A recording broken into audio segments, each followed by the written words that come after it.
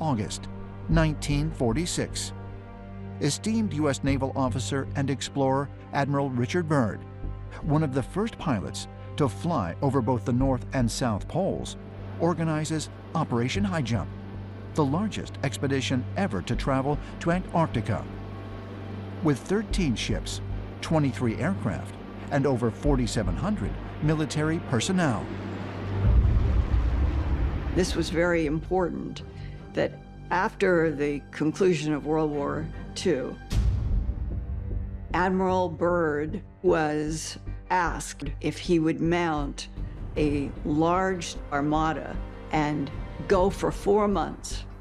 It was supposed to be that they would go in December, January, February, and March, and there was a list of military goals that they were to achieve. But by the end of February, something happened.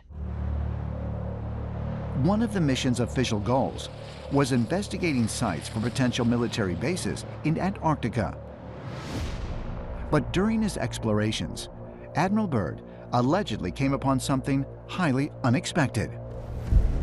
This story is said to come from his diaries, not his published account of the trip, but something he held back and then later was suppressed by government authorities that found it frightening. In his diary, which was discovered by his son after his death, Admiral Byrd tells an extraordinary story. Admiral Byrd heard there was an entrance to the center of the Earth through the South Pole. And he took planes into the South, under the South Pole.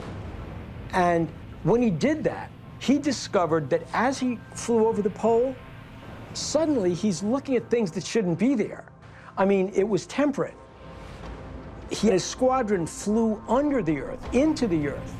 It turns into this lush and green area, and he can't even believe his eyes. But that's just the beginning of his extraordinary story. He tells how all of a sudden he starts to see a shimmering rainbow city that's made of crystal.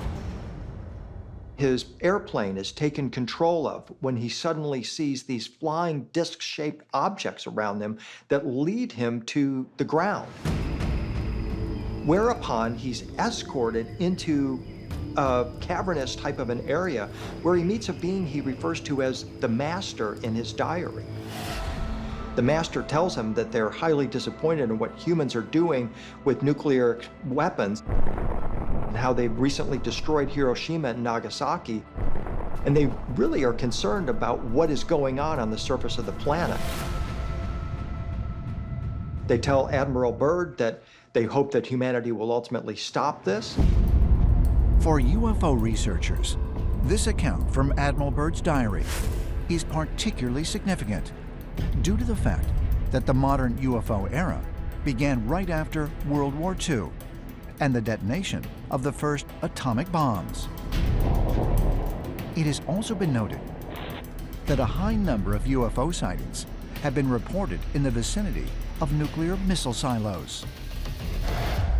Admiral Byrd's story is congruent with the stories that we hear from numerous accounts of angelic or extraterrestrial type beings that are very concerned about what humanity is doing with nuclear weapons. Just ask the Air Force officers at the U.S. missile silos, the nuclear missile silos, that have seen their silos and their nuclear arms disarmed by what are perceived to be extraterrestrial beings. They're very concerned that we are ultimately not just going to destroy ourselves, but could harm our planet, which is their world as well. If Admiral Byrd's secret diary is authentic, does it reveal not only that there are highly advanced beings living inside the Earth, but also that they are monitoring what happens on the surface? According to the diary, after this incredible encounter, Admiral Byrd was eager to share his story, but was ordered to remain silent. Byrd comes back after this experience. He is taken to a government compound where he is told that he is never to speak of this publicly and that everything he says is classified. Could Admiral Byrd's story point to a profound connection between the ancient traditions of strange beings living inside the Earth and the modern-day UFO phenomenon? Ancient astronaut theorists say yes, and believe we may be fast approaching the time when we will find ourselves face to face with the beings of inner Earth.